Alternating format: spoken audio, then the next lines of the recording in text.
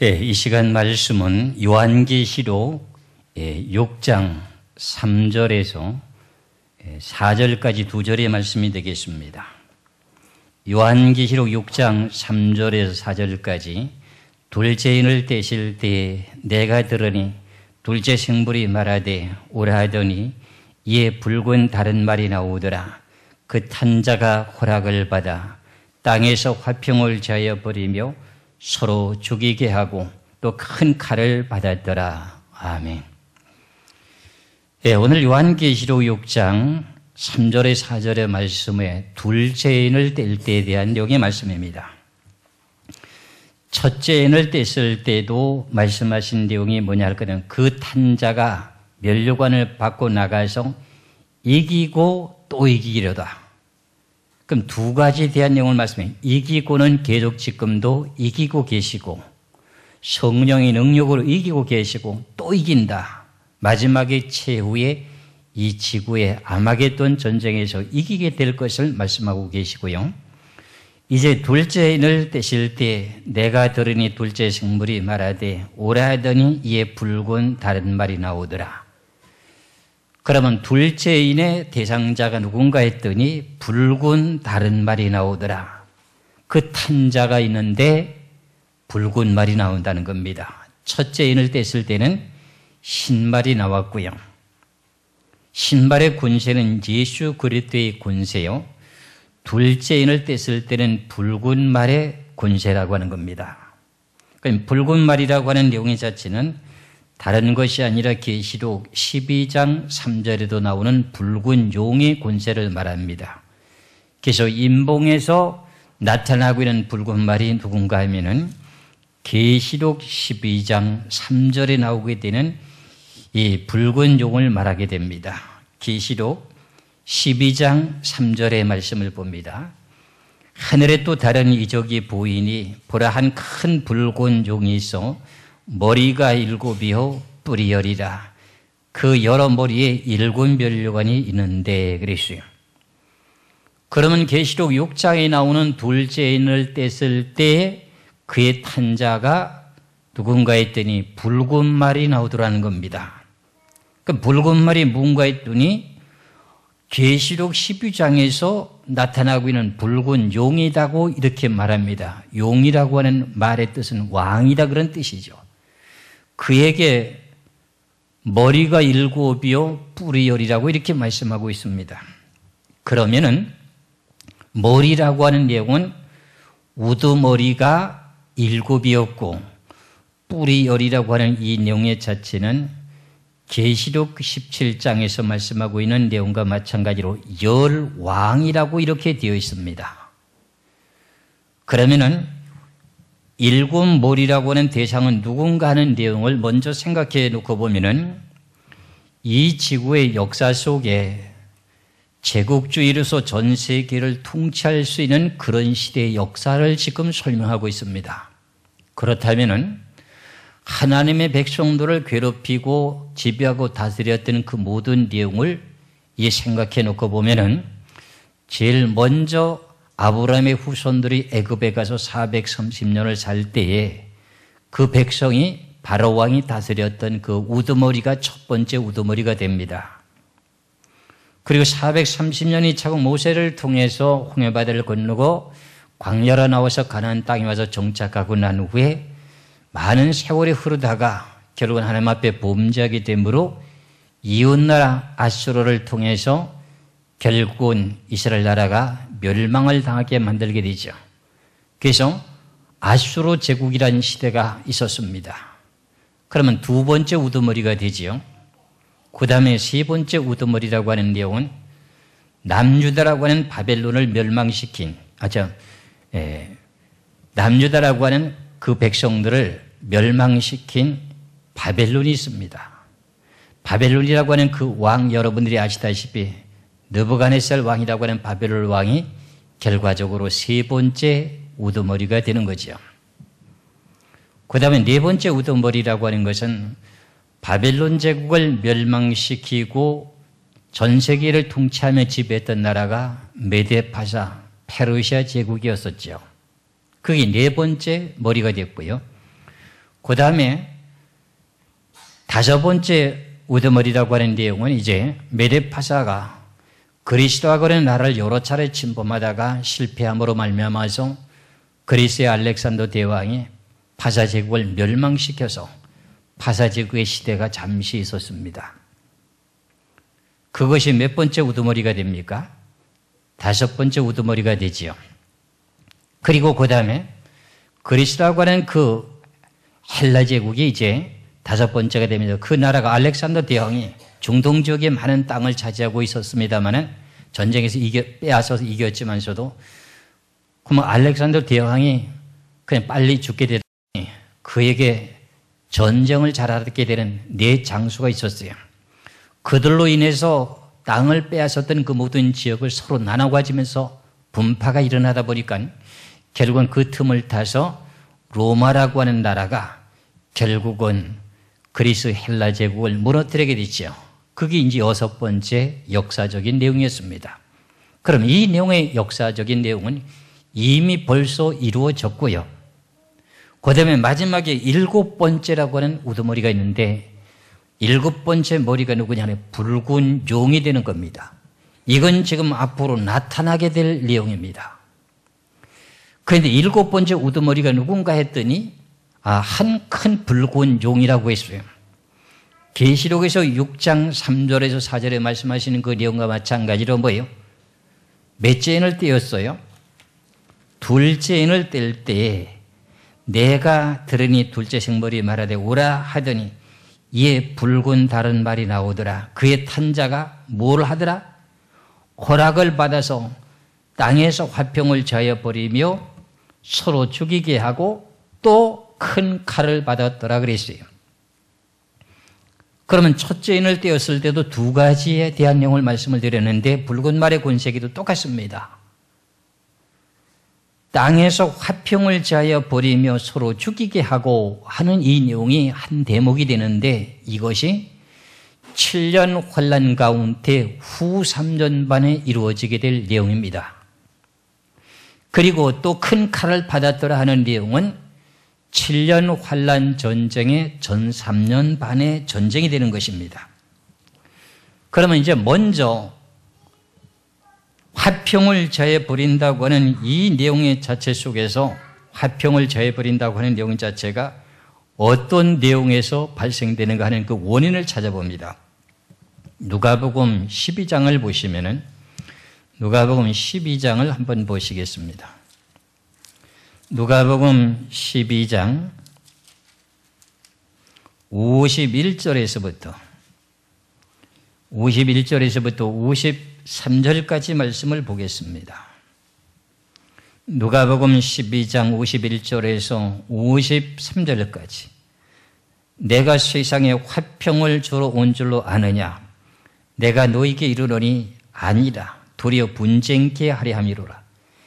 이후부터는 한 집에 5 사람이 있어 분쟁하되 셋이 둘과 둘이 셋과 하리니 아비가 아들과 아들이 아비와 어미가 딸과 딸이 어미와 시어미가 며느리와 며느리가 시어미와 분쟁하리라 하시니라.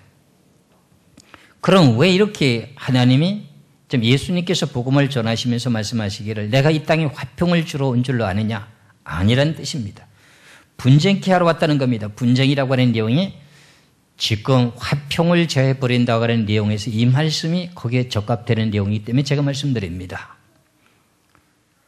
왜 붉은 용의 권세가 화평을 저해버리느냐 하는 내용의 의미는 사상이 달라 그렇습니다. 사상이 다르다고 하면은 그게 무슨 뜻이냐 할 것 같으면 영적인 문제 때문에 그렇습니다. 붉은 용의 권세는 공산주의 사상이요.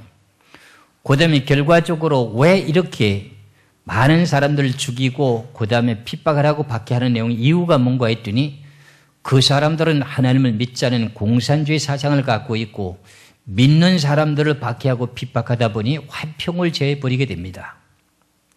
그래서 누가복음에 대한 내용이 12장 51절부터 말씀이 예수님께서 이 땅에 오셔가지고 내가 이 땅에 너희들에게 세상에 화평을 주러 온 줄 아냐? 아니다. 내가 너희에게 화평을 주러 온 것이 아니고 분쟁케 하러 왔다 하는 내용은 누가복음 12장에서도 말씀하시다시피 이제 5 식구가 한 집안에 살고 있을 때에 그 중에 예수를 안 믿었을 적에 영적인 사상이 똑같았습니다. 사단마귀에 속해 있었기 때문에 괜찮습니다.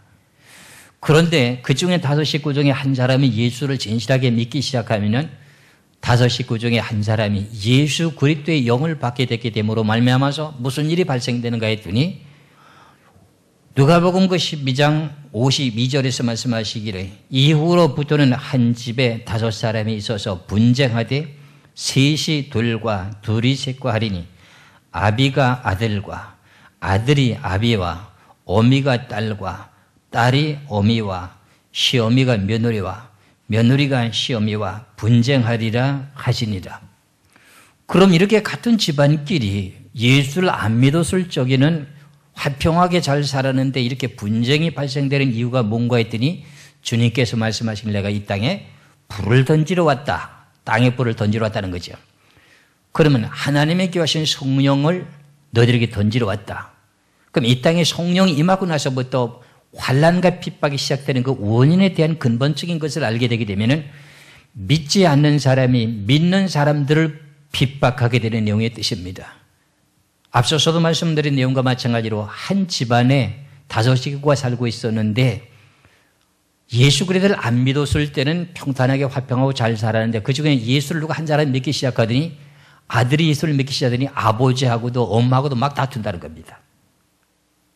그러니 이 내용과 마찬가지로 왜 붉은 용의 권세가 전 3년 반의 7년 환란의 전쟁에 이기고 난 후에 전 세계를 지배하고 다스리기 위해서 제일 먼저 누구부터 말살 정책을 하느냐 할 것 같으면 예수 그리스도를 믿는 사람들을 박해하기 시작하게 됩니다. 그 내용이 오늘 본문 속에서 말씀하고 있는 내용의 둘째 인을 뗐을 때에 둘째 말의 권세라고 하는 그 탄자가 화평을 제하여 버리는 일을 하게 돼요. 그래서 마태복음 24장 9절 10절에도 보면은 24장을 한번 보시기 바랍니다. 마태복음 24장 9절에서 10절에 그때의 사람들이 너희를 환난에 넘겨주겠으며 너희를 죽이리니 너희가 내 이름을 위하여 모든 민족에게 미움을 받으리라. 그때 많은 사람이 시험에 빠져 서로 잡아주고 서로 미워하겠으며 그랬어요. 그러면은 예수 믿는 것 때문에 예수의 이름 때문에 무슨 일이 벌어졌대요? 서로 잡아주고 고발해주고 이런다는 겁니다. 그럼 이런 일들이 복음이 전파될 때에서부터 시작됐었던 걸 아시죠? 안 믿는 사람들이 예수 복음을 증거하기 시작할 때 정부 세상 권세자들에게 권력자들에게 고발하고 이렇게 찔러버리잖아요. 그 내용의 원인이 뭔가 했더니 영적인 사상 문제가 달라서 그렇다는 겁니다.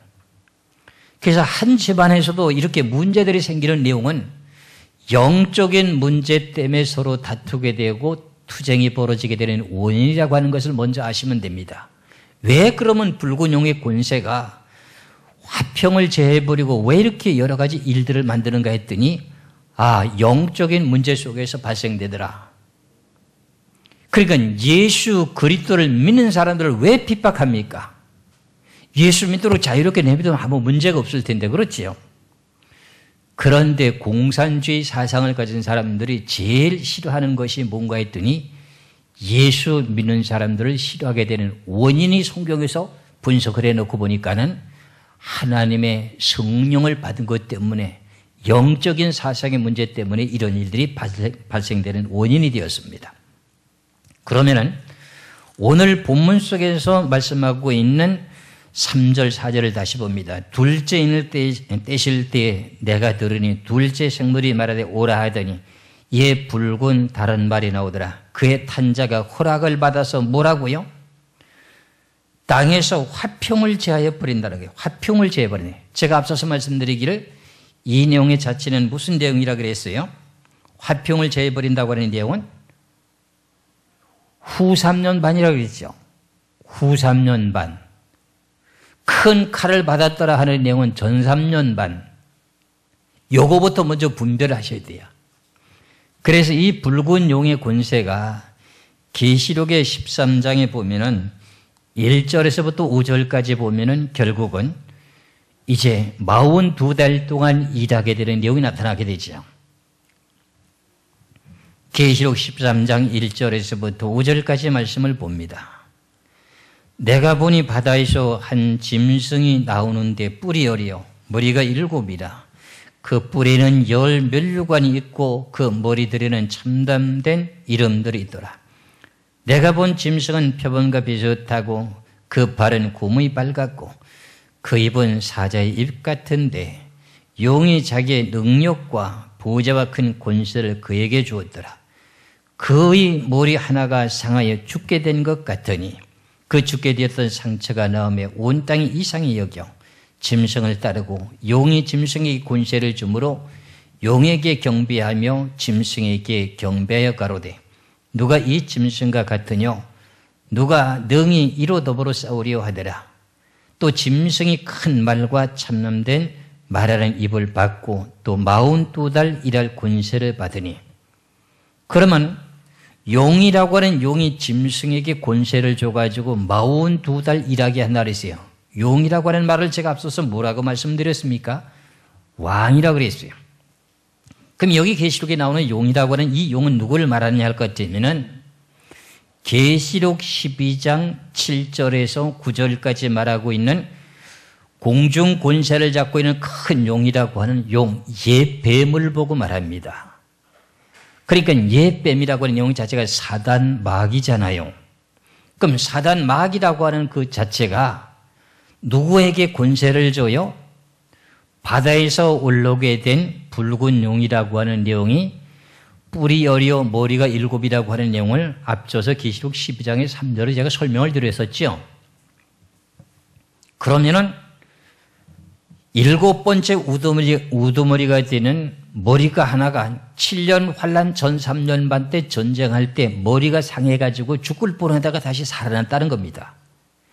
그래서 그 머리 하나가 살아남게 되므로 많은 사람들이 그를 따르게 되는데 그에게 공중 권세를 잡고 있는 용이라고 하는 용, 옛뱀이라고 하는 사단 마귀가 그 붉은 용에게 들어간다는 겁니다. 이 용이라고 하는 단어가 몇 번 나왔습니까? 2번 나오죠. 혼돈하지 마셔야 됩니다. 그러면 7년 환란 후 3년 반에는 공중 권세를 잡고 있었던 옛뱀, 용을 잡으니 옛뱀이요 마귀요 사단이라고 하는 이 용이 이 지구상에 쫓겨 내려오기 때문에 굉장히 악해집니다, 사람들이. 그럼 안 믿게 되는 불신자들이 그렇고 악해지기 때문에 같은 가족들이라도 정부에다 고발합니다. 그러니까 이것을 여러분들이 알고 지금 마지막 때 들어가게 될 때 이럴 때 어떻게 해야 되는가 하는 내용을 대비해야 되는 겁니다, 우리는. 그래서 앞서서 그 내용을 첫째 인을 뗐을 때 흰말에 대한 권세 설명을 이미 드렸기 때문에 생략하기로 하고 그럼 결국은 42달 일하게 하게 되는데 앞서서 제가 말씀드린 내용은 예수를 믿는 사람들을 싫어한다 그랬지요. 그래서 계시록 13장 이제 5절에서부터 연결해서 8절까지 말씀을 봅니다. 예수 믿는 사람들과 싸우는가 안 싸우는가 보세요. 계시록 13장 5절에서 8절까지 또 짐승이 큰 말과 참남된 말하는 입을 받고 또 42달 일의 권세를 받으니 42달이면 3년 반입니다. 그러면 전 3년 반이냐 후 3년 반이냐 했더니 이 42달은 전 3년 반입니까? 후 3년 반입니까? 후 3년 반이라는 거잖아요. 그 짐승이 입을 벌려 하나님을 향하여 회방하고 하나님을 막 회방하는 것은 하나님을 믿지 못하게 하고 하나님의 이름을 부르지 못하게 하는 거죠. 그 제가 앞서서 말씀드린 내용과 일치한 뜻이 되지요. 그 이름과 그의 장막 곧 하나님의 하늘에 거하는 자들을 회방하더라. 그러면 하나님의 장막도 장막이라고 하는 것을 회방하니까는 장막은 구약시대 때에 장막이라고 하는 내용, 모세가 광야에서 장막을 지은 적이 있었죠. 성막이라고 하는 것.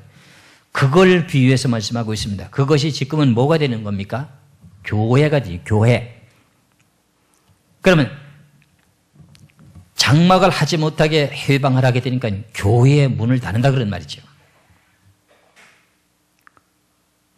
그리고 그 다음에 7절에 또 권세를 받아 성도들과 싸워서 이기게 되고, 그럼 성도들과 왜 싸워요?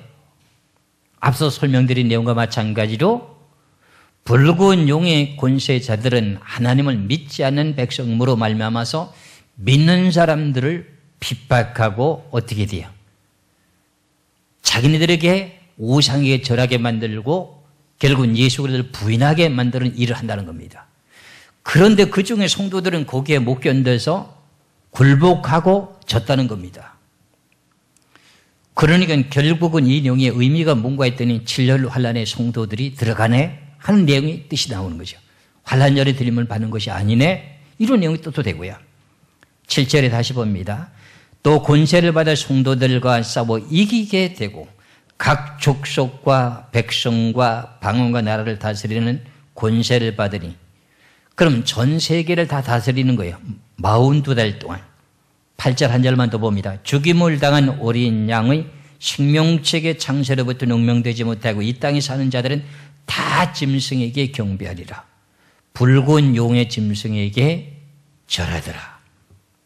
이제 앞으로 짐승에 대한 내용을 설명을 다 드릴 텐데, 오늘은 이제 여기까지 해서 계시록의 6장에 대한 내용의 둘째인을 뗐을 때 둘째 생물이 말하되 오라기로 이에 붉은 달인 다른 말이 나오는데 그 탄자가 허락을 받아서 땅에 화평을 제하여 버리고 하는 내용의 의미의 뜻을 설명을 드렸어요. 그럼 붉은 용의 권세가 결국은 누구를 박해하고 핍박을 하는가 했더니 예수 그리스도를 믿는 사람들을 박해하더라. 그 다음에 또 큰 칼을 받았더라. 또 큰 칼을 받았더라고 하는 내용은 전 3년 반이라 그랬어요? 후 3년 반이라 그랬어요? 전 3년 반의 7년 환란 전쟁. 그러니까 유발의 강에서 7년 환란의 전쟁을 시작하는 것을 말하게 됩니다. 그래서 이 네 말의 권세를 잘 분별하게 되게 되면은 이 붉은 말의 계통이 누군가 하는 것을 분별하고 이제 앞으로 되어질 역사적인 지구의 종말의 전쟁이 어떻게 전개되는가 하는 것을 알려면은 먼저 붉은 용의 권세가 누군가를 알아야 되겠지요. 이것은 여러분들이 생각하기에 중국이냐 이렇게 생각할 수도 있거든요. 공산당이라고 하니까 아니 말이에요. 근데 그것이 아니라 저 북방의 도갈마 족속이라고 하는 러시아라고 하는 나라입니다. 러시아라는 나라가 사실은 원래 공산당이었었지 않습니까? 1922년에서부터 1991년까지 약 69년 동안 붉은 공산당의 역사를 갖고 있는 나라가 지금 구소련이었었지요. 그래서 1991년도에 분리 독립이 되면서부터 러시아로 바뀌었잖아요. 그 러시아를 보고 지금 붉은 용이라고 합니다. 그러면은 붉은 용이라고 하는 그 내용 자체 속에서 이제 그들이 전쟁을 하게 되게 되는데 어떻게 전쟁을 하는가?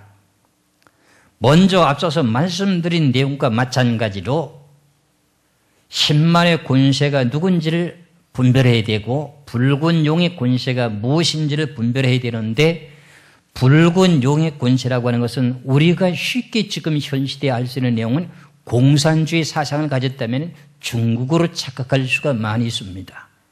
그러나 성경에서 나온 내용으로서는 붉은 용의 권세가 러시아라는 겁니다. 지금 그러면은 소비에트 연방공화국이었던 그 시대가 약 몇 년 동안 있었다고요? 공산주의 세계로 있었을 그 시대가 언제였었다고요? 69년요.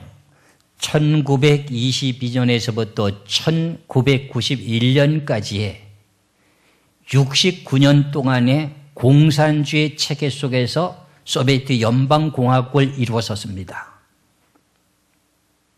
그러고 나서 러시아라고 하는 나라로 분리 독립이 됐었죠. 그래서 지금까지 보면은 분리 독립되고 난 후에 지금 러시아가 지금까지의 24년의 세월이 흐르면서 다시금 어떻게 돼요? 공산주의 사상으로 지금 돌아가면서 붉은 용의 권세 역할을 지금 하는 내용이 이제 나타나게 됩니다. 그래서 오늘 둘째 인을 뗐을 때 땅에서 화평을 제해버리고 난 후에 그 다음에 큰 칼을 받았더라고 하는 큰 칼은 7년 환란의 전쟁의 큰 칼입니다. 그러면 전쟁을 하려면 상대성이 있어야 되는데 상대가 누구냐 하는 내용을 먼저 알아야 됩니다. 성경에서 보면은 전쟁하는 그 위치가 유브라데 강을 중심으로 해서 저 북쪽과 남쪽으로 나눠지게 되는 내용으로 되어 있는데 성경에서 기록된 내용으로 보면은 이스라엘 나라 성읍들에 나가서 7년 동안 전쟁을 한다고 하는 내용이 성경에 기록되어 있습니다. 그 내용의 말씀을 에스겔서 39장을 한번 보시겠습니다. 에스겔서 39장을 한번 보시겠습니다. 에스겔서 39장 9절에 이스라엘 성읍들의 고한 자가 나가서 병기를 불피워 사르되 큰 방패와 작은 방패와 활과 살과 몽둥이와 창을 취하여 7년 동안 불피우리라. 이스라엘 성읍들이면 어디예요? 예루살렘을 중심해서 결과적으로 이스라엘 나라 전체 제일 끝에 부분이 들이잖아요. 이곳을 갖다가 계시록에서는 9장에서는 유브라데 강을 중심으로 해서 전쟁을 한다는 거잖아요. 그러면 전쟁을 하는데 상대성이 있어야 되는데 누구와 전쟁을 하는가 하는 내용이지요. 성경에서는 네 말의 권세에 대한 내용 속에서 붉은 말 계통의 한 팀이 있고 그 다음에 청황색 말의 한 팀이 있어서 결과적으로 나눠지게 됩니다. 그러면 결국은 두 팀으로 나눠주는 것을 갖다가 에스겔서 21장에서는 우향군, 좌향군으로 나눠줘요. 그럼 네 말의 권세라고 하는 이 내용의 자체 속에서 붉은 말은 누구와 하나가 되는가 하는 내용입니다. 그러면은 결국은 오늘 본문에서 나온 둘째 인에서는 붉은 용에 대한 내용만 나오고 큰 칼을 받았다고 했으니까 그 내용을 먼저 이제 말씀을 드린다면은 세 번째 인을 뗐을 때 검은 말이 나온다는 거잖아요. 검은 말의 권세와 하나가 되게 됩니다. 검은 말의 권세가 나오는데 그 탄자가 저울을 가졌다고 하고 한 대는 밀한대 보리 속대라고 하는데 다들 기근으로만 얘기합니다. 기근이라고. 식물을 달아먹으니까 식량이 부족해서 그냥 달아먹는 걸로 생각하기 때문에 그렇습니다. 그런데 검은 말의 권세가 누군가 하면은 중동에 있는 이슬람 백성들입니다. 이슬람 백성들이라고 하는 그 계통을 보고 검은 말이라고 합니다. 왜 그러냐? 하나님의 백성들은 흰말의 계통이요, 검은 말의 계통은 이슬람 계통들입니다. 그래서 그 양분되게 되는데 하나님의 백성들을 신화하는 계통이 아랍공화국의 계통이 이슬람 백성들입니다. 그래서 붉은 말과 검은 말과 하나가 되고 그 다음에 청황색 말이라고 하는 청황색 말은 미국을 중심한 나토 회원국이라고 하는 민주주의 다국조권을 보고 말합니다. 그래서 이것을 갖다가 나눠지게 되니까는 흰말의 권세라고 하는 계통은 예수 그리스도의 권세의 나라로 봤을 때는 어느 나라라고 했습니까? 이스라엘 나라. 그러면 우양군과 좌양군으로 나눠지게 되는 그 내용을 에스겔서 21장에서 설명을 하고 있습니다. 에스겔서 21장 14절에서부터 16절까지만 보겠습니다. 에스겔서 21장 14절에서 16절까지 말씀을 보면은 그러므로 인자야 너는 예언하며 손뼉을 쳐서 칼을 3번 거듭 씌우게 하라. 참 하나님의 말씀이 너무 묘한 것이 칼을 3번 거듭 씌우게 하라고 하면은 그냥 계속적으로 이렇게 벌어지는 사건으로 생각할 수밖에 없습니다. 그런데 이 3번 거듭 씌워지게 되는 내용이 뭔가 했더니 세계 1차 대전, 세계 2차 대전이 이게 큰 전쟁이죠. 그리고 세 번째 3차 세계대전이 앞으로 있게 된다는 겁니다. 그런데 성경상으로는 7년 환란이고요. 세상의 사람들로서는 3차 세계대전이라는 거야. 그래서 1차 세계대전, 2차 세계대전, 3차 세계대전. 그래서 3번을 고독 씌우게 하라. 이 칼은 중상케 하는 칼이라. 많은 사람을 희생시키는데 밀실에 들어가서 대인을 중상케 하는 칼이야. 대인이라고 하면 누굽니까? 큰 사람, 다른 말로 말하면 대통령, 총리 이런 사람들을 보고 말하지요. 오늘 제가 말씀드렸다시피 리비아라고 하는 나라의 카다피 정권이 민족과 민족끼리 대적하는 가운데 자기 나라 백성들을 무기를 동원해서 탱크나 모든 무기를 동원해서 막 학살하니까는 나토 해운국이 카다피를 축출해서 죽이는데 어떻게 했어요? 카다피가 누구에게 자기네들 부하들에게 전화를 하게 되니까 전화를 다 지금 도청하는 기술이 있어가지고 전화를 못합니다. 그래서 카다피가 아주 요새라고 하는 지하 벙커에 가서 콘크리트가 아주 몇 메다 될 정도 되는 콘크리트 그 지하에 가서 숨었었습니다. 그런데 그것이 비밀리에 발각이 됐습니다. 아, 카다피가 거기 숨었다고. 그런데 지금 무기가 어떤 무기가 있냐면 콘크리트, 강력 콘크리트로 되어 있는데 그 강력한 콘크리트를 몇십 메다를 뚫고 내려가서도 그걸 폭발시키는 위력의 무기가 몇십억씩 되는 무기가 있습니다. 그래서 그것을 가서 폭발을 시키려고 했던 사건이 있었습니다. 그러니까 밀실에 들어간다고 하는 말은 자기가 숨어있어 요새지요. 지하 벙커를 말하는 겁니다. 그런데 거기 숨어서 중상케 한다. 대인이라고 하는 왕을 지금 지휘자라고 하는 최고 책임자를 갖다 죽인다는 뜻입니다. 그런데 이게 옛날에는 이런 일이 가능했었던 일이 아니거든요. 그럼 이런 내용을 보시면서 이 성경이 언제쯤 이루어질 것인가 하는 것도 짐작이 다 되잖아요. 그러면 3번 거듭에 씌워지게 하는데 이 칼은 중상케 하는 칼이라. 밀실에 들어가서 대인을 중상케 하는 칼이라.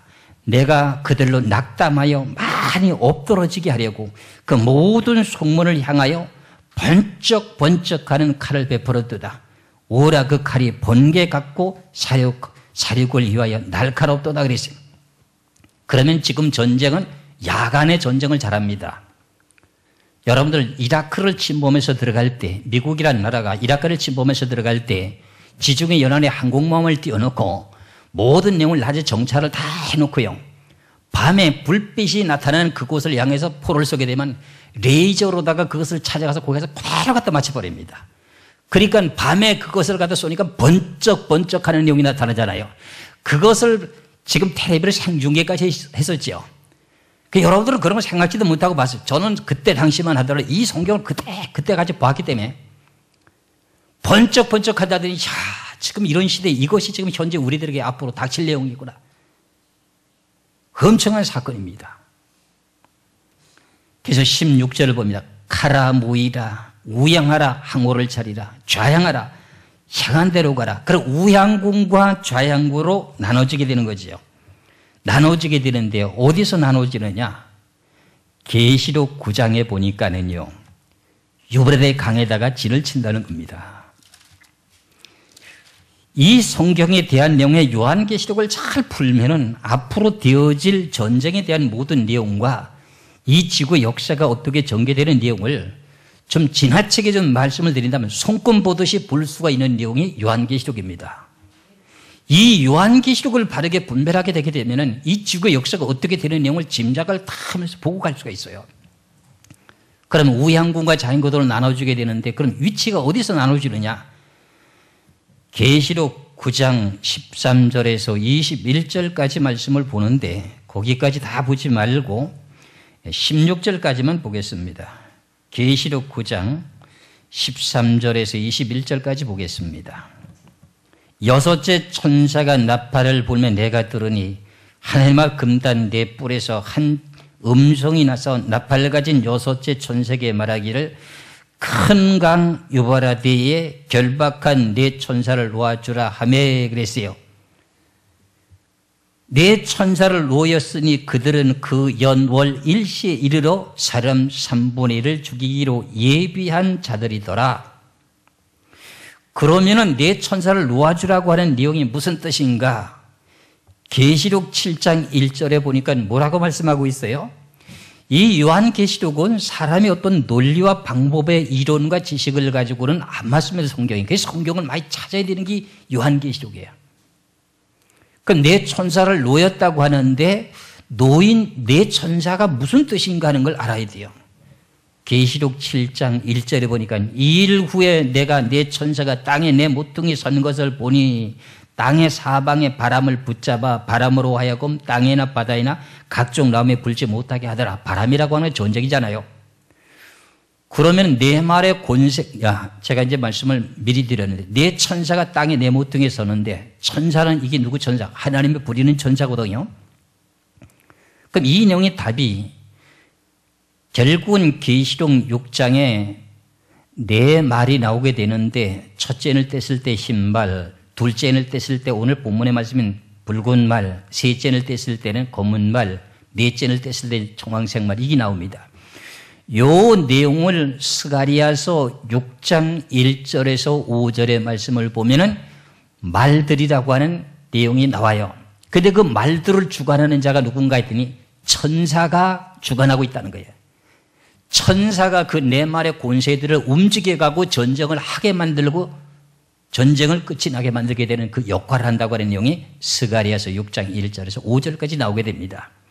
그러면 내 천사가 땅에 내 모퉁이에 섰는데 그것을 갖다가 이 위치가 어딘가 했더니 계시록 9장에 보니까 뭐예요? 유브라데 강이라는 거예요. 유브라데 강. 유브라데 강이 결박한 내 천사를 놓아주라 했어요. 계시록 7장 1절에 대한 내용의 말씀은 지금 여기서 설명하는데 내 천사를 놓아주라니까 그게 유브라데 강에서 놓였다는 거야. 그래서 계시록 9장 14절로 갑니다. 다시 봅니다. 계시록 9장 14절. 나팔 가진 여섯의 천사에게 말하기를 큰 강 유브라데에 결박한 내 천사를 놓아주라 하매 내 천사가 놓였으니 그러면 천사끼리 싸움을 하는가? 그게 아니잖아요. 제가 앞서 설명드렸죠. 그랬죠? 그럼 내 천사가 무슨 역할을 하는가 했더니 흰말의 권세의 나라라고 하는 것은 이스라엘 나라, 붉은 말의 권세라고 하는 내용은 러시아, 그 다음에 지금 검은 말의 권세라고 하는 내용은 이슬람 계통의 백성, 그 다음에 청황색 말이라고 하는 것은 미국을 중심한 나태 해원국, 그러니까 민주주의 다국적권, 이 네 말의 권세를 누가 주관하고 있는가? 천사가.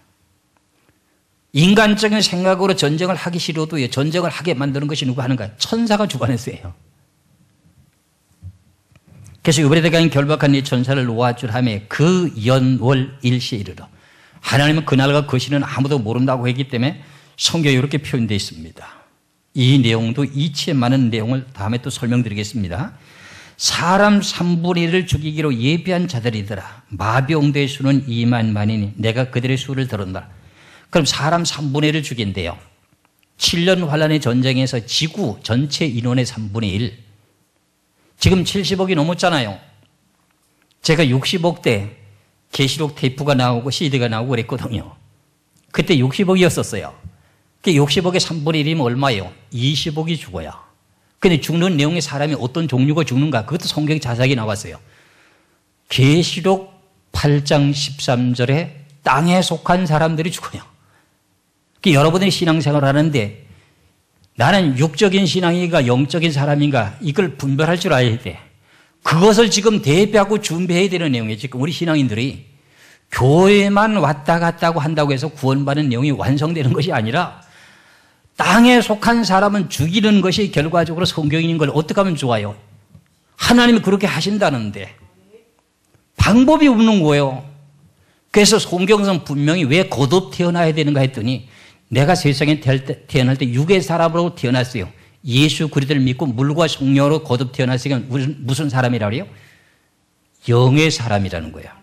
그 영의 사람을 유지를 해야 되는데 유지를 못하게 되니까 계속 땅에 속한 사람이 돼버렸어. 왜 성령으로 시작했다가 육체로 지금 마치고 있느냐 그런 말이야. 신앙의 마무리가 지금 좋지 못합니다. 전 세계적인 신앙이 그래요. 그 내용을 저는 많은 것을 고민하면서 생각해 봤어요. 왜? 성경에 대한 내용의 가르침의 문제였었다 하는 것을 제가 깨닫게 됐어요. 그래서 저는 여러분이나 마지막 때 참 이렇게 중요한 시기에 우리가 태어나서 이 시대를 살고 있는데 우리가 얼마나 좋은 일을 할 수 있는 기회가 있는지를 기다리고 감사하시고 하나님이 기뻐하는 사역을 감당하시길 주의 이름으로 축원합니다.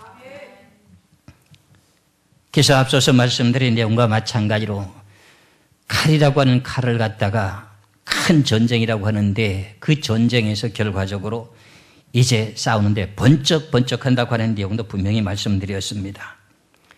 그런데 이 공산주의 붉은 용을 하나님이 끌어내는데 자기가 나오기 싫어도 하나님이 끌고 나온대요. 에스겔서 38장을 한번 보시기 바랍니다.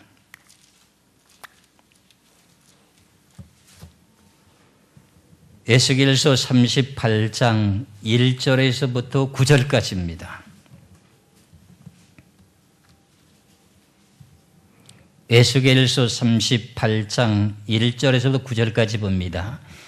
여호와의 말씀이 네게 임하여 가라사대 인자야 너는 마곡 땅에 있는 곡 곧 로스와 메삭과 두발 왕에게로 얼굴을 향하고 글을 쳐서 예언하여 이르기를 주 여호와의 말씀에 로스와 메삭과 두발 왕 고가 내가 너를 대적하여 너를 돌이켜 갈고리로 네 아가리를 깨고 너와 말과 기병 곧 네 온 군대를 끌어내되 완전한 갑옷을 입고 큰 방패와 작은 방패를 가지며 칼을 잡은 큰 무리와 그들과 함께한 바 방패와 투구를 갖춘 바샤와 구스와 북과 고멜과 그 모든 때와 극한 북방의 도갈마 족속과 그 모든 때 곧 많은 백성의 무리를 너와 함께 끌어내리라 그랬어요.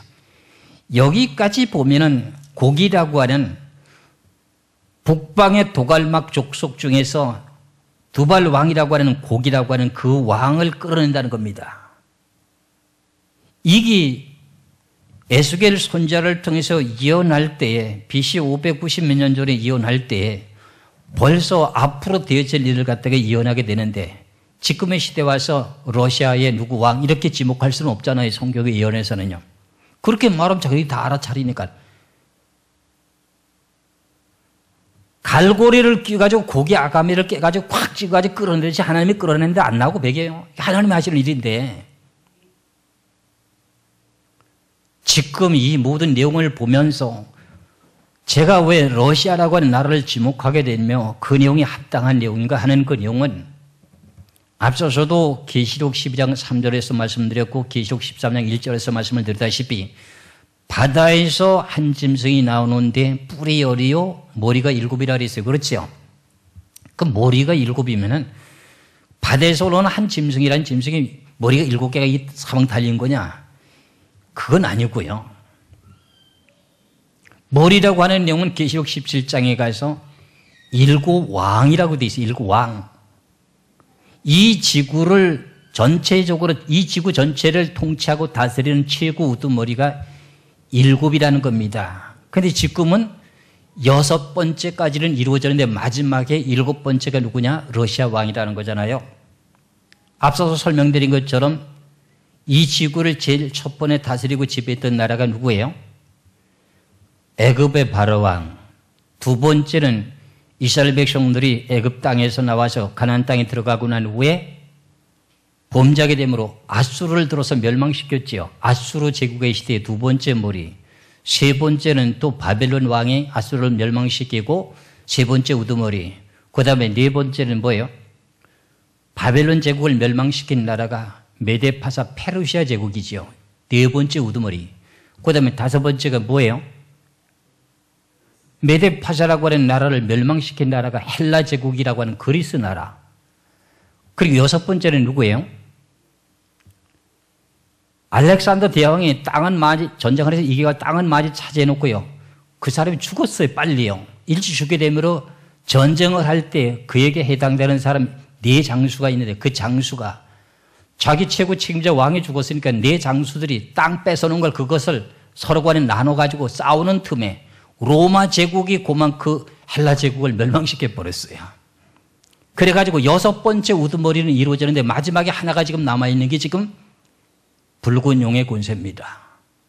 그럼 붉은 용의 권세계 뿌리열이라고 하는 내용이 있습니다. 뿌리열이라고 하는 내용이 뭔가 했더니 연합국을 이루어야 될 열왕이 있어야 돼. 그럼 지금 이것을 갖다가 많은 분들이 예측을 하기를 뭐라고 예측을 해요? 이유 공동체를 보고 말했어요. 그래서 이유 공동체가 10개국이 넘었어요. 지금 7개국이 됐잖아요. 그게 지금 빗나갔어요. 저는 이것이 지금도 아직 다 완성이 안 됐다고 그럽니다. 왜 그러냐? 지금 앞서서 소비에트 연방공화국이 1921년에서부터 시작해서 1991년까지 69년이라는 세월 동안 공산주의 체계 소비에트 연방공화국이 있었습니다. 그것이 1991년도에 해체가 됐어요. 그래서 러시아라고 하는 나라로 잠깐 이름이 바뀌었잖아요. 그러고 나서 지금까지 23년의 세월이 흐르면서 다시금 연합국을 만드는 내용을 누가 하느냐? 러시아 푸틴 대통령이 지금 하고 있습니다. 그래서 10불의 권세가 지금 흡수가 되기 시작하고 있는데 그것 때문에 지금 전쟁이 지금 유럽에서 지금 벌어지고 있는 내용 중에 하나예요. 그러면 성경이 이런 내용을 바르게 보면 얼마나 정확하게 맞아떨어지는지 이해할 수가 있습니다. 그럼 이렇게 이 내용 가운데 오늘 에스겔서 38장에서부터 두발왕 곡이라고 하는 이 사람의 치우고 책임자 대장이 되고 그와 함께 연합국을 이루게 되는 이 백성들을 이끌고 나오는데 우리가 쉽게 깨달을 수 있는 내용이 극한 북방의 도갈마 족속과 그 모든 때 많은 백성의 무리를 너와 함께 끌어낸다. 북방의 도갈마 족속이 어디예요? 러시아 백성들이에요. 러시아 백성이에요.